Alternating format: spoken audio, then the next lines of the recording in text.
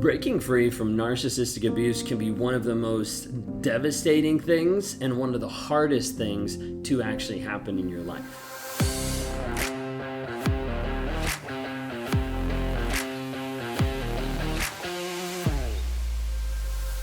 If you guys are new here, my name is Ben Taylor. I'm the founder of Raw Motivations, the creator of the NARC app, and your guide in the 45-day Clarity Challenge that you can access at claritychallenge.net. Feel free to be able to look at that because it's 45 minutes that you can invest for 45 days to transform your mindset. And it's open for about a week where you can actually sign up for the next group of people that are going to be walking through hand in hand in a systematic process to guide them to healing and to changing their mindset, to rewiring their mindset to get free from that toxicity, the trauma bond, the rumination, the intrusive thoughts, all those different things. If you like what you see here, please subscribe. Hit that notification so you can get notified when we go live, when we drop new videos. Would love to have you a part of this community here, just understanding more about narcissistic abuse and understanding more about my story going through it.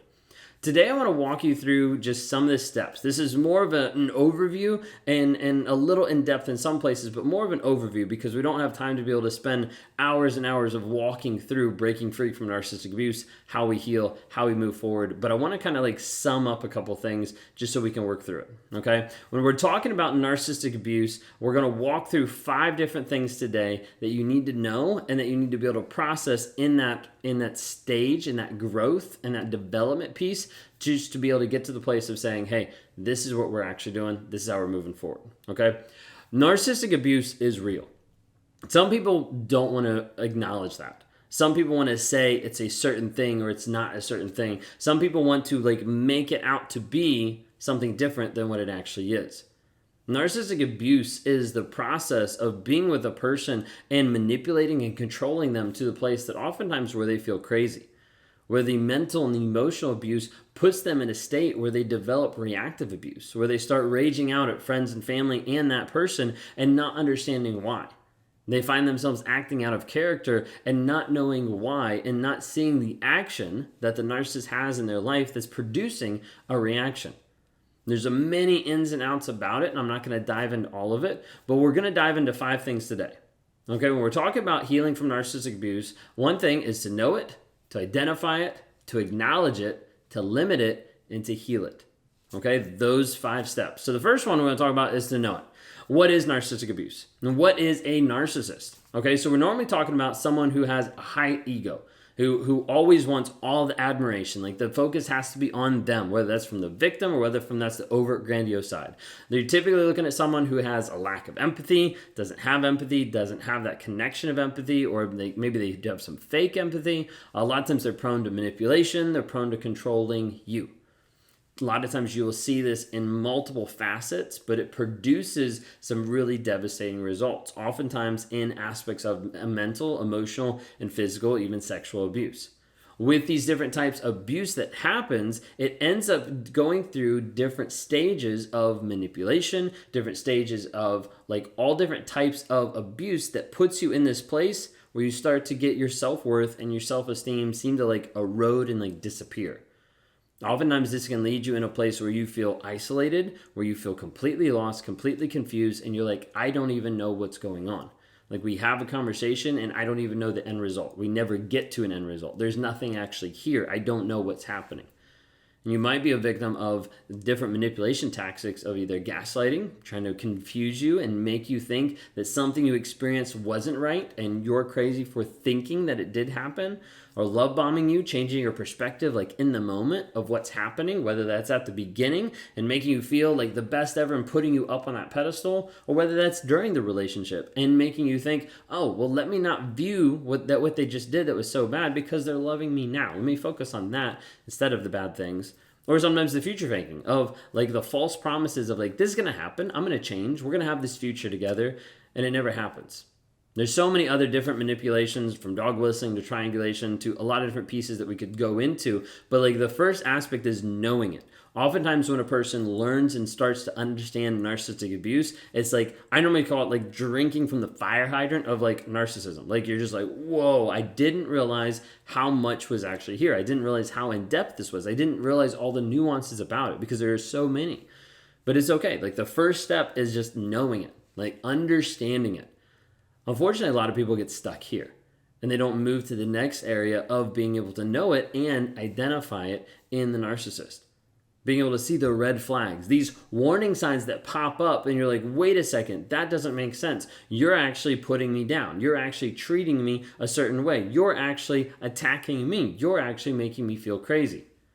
Now, oftentimes you're going to see this in a facet of different ways, but it can be up to the aspect of being extremely critical about your feelings and your emotions. Not creating a safe space for you to actually engage with that other person. Not developing a relationship that's deeper than like surface level. Oftentimes you'll see this aspect of blaming you, of the narcissist being unwilling to accept accountability or responsibility. So as a result, they put it all back on you. They project their issues onto you and they blame you for the decisions that they've made.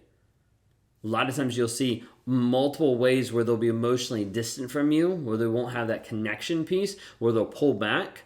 And then you see where they belittle you, start to put you down in small ways. Not these huge ways, but in these small little passive aggressive ways. Even as much to like just withhold praise and then praise someone else. And you're like, well, why did they get that? Why can't you recognize this? And the first aspect is like you have to know what narcissistic abuse is. Then you also have to identify it. Like you have to see it in order to heal it. And the thing is, like people normally do these first steps, or they at least go through the first and the second, and then they start to get stuck because then we run into this third step here of acknowledging it. Now, when we're talking about acknowledging it, the term I want you to think about is radical acceptance. Radical acceptance is this idea of accepting what has happened to you and accepting the situation that you're in. A lot of times people don't want to do this.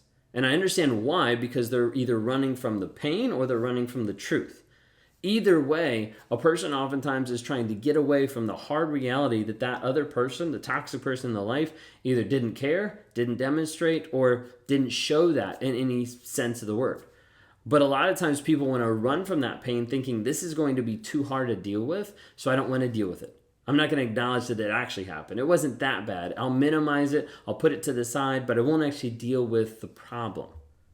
Unfortunately, when people do that, it leaves them locked in the pain and doesn't actually let them grow. It doesn't actually get them to the truth to be free. So it comes down to the fact of saying, hey, this happened and I know it did. Like, that's just the truth. That's just the facts. Do I like that? No. Is that fun? No. Is that easy to understand? No, not at all. But here are the facts of where I am. Like, being able to see that and understand that is huge to be able to move forward. Okay? Because you need to understand the facts and the truth in order to be free. You have to understand that the truth is based on facts. It's not based on fiction. It's not based on fantasy. And so it's understanding, like, this is what actually happened. This is one of the hardest pieces for people to be able to acknowledge, but it's necessary, not that you stay there or dwell in or put your stamp of approval, but that you understand this is what actually happened, this is where I am, now let's start working to move forward.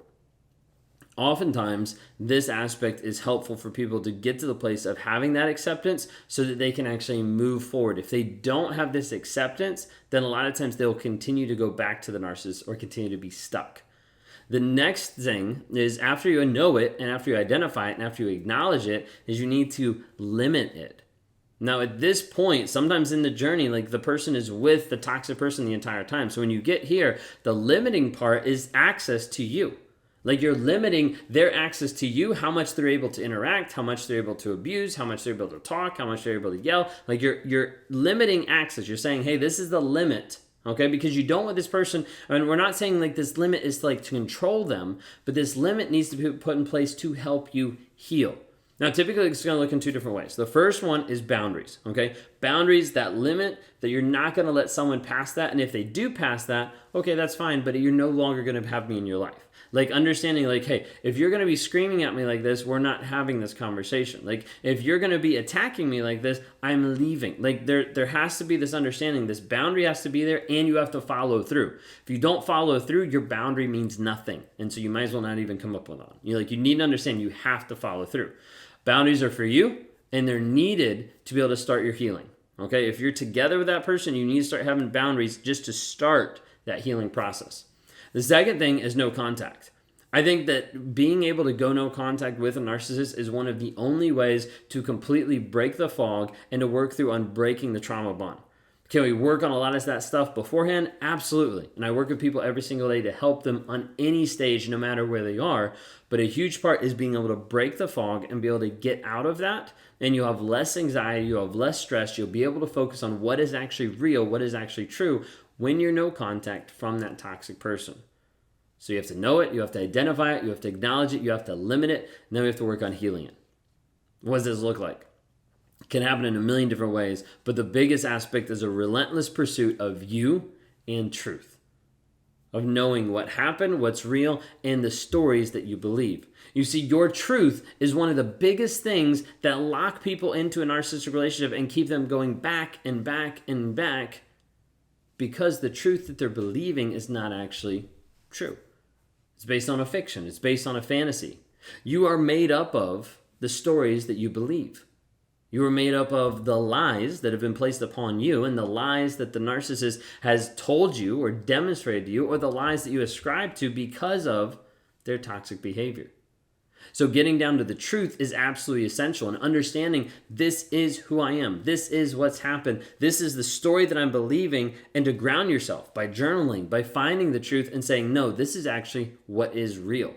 Not what I want to think, not what I want to imagine, not the positive projection I want to put on the other person. This is what's actually real. And then you start rewiring the stories in your mind. You start to build that self-esteem. You start to develop confidence through repetition of small things to big things. You start to develop motivation through momentum. And we start having a completely different conversation, because the frame has shifted to what we're looking at, of not looking at the narcissist, but focusing on you and your vision, your values, your growth. And that's where you start to see that healing ramp up. And people change and radically glow up into being the person that they're called to be. If you want to take your healing to the next level, then I encourage you to check out the Clarity Challenge at claritychallenge.net. 45 days for 45 minutes could radically transform your life. It is a challenge. It's not easy. Don't sign up if you're like, oh, I want something to be nice and easy. Like, no, it's going to have you confront your pain. It's going to have you confront the shit in your life and say, hey, this is what you need to do. And this is a process you can go through, and a way that you can apply this on a day-to-day basis to get to the end result of having yourself be healed and changing a healing journey into a future growth mindset. Check it out at claritychallenge.net.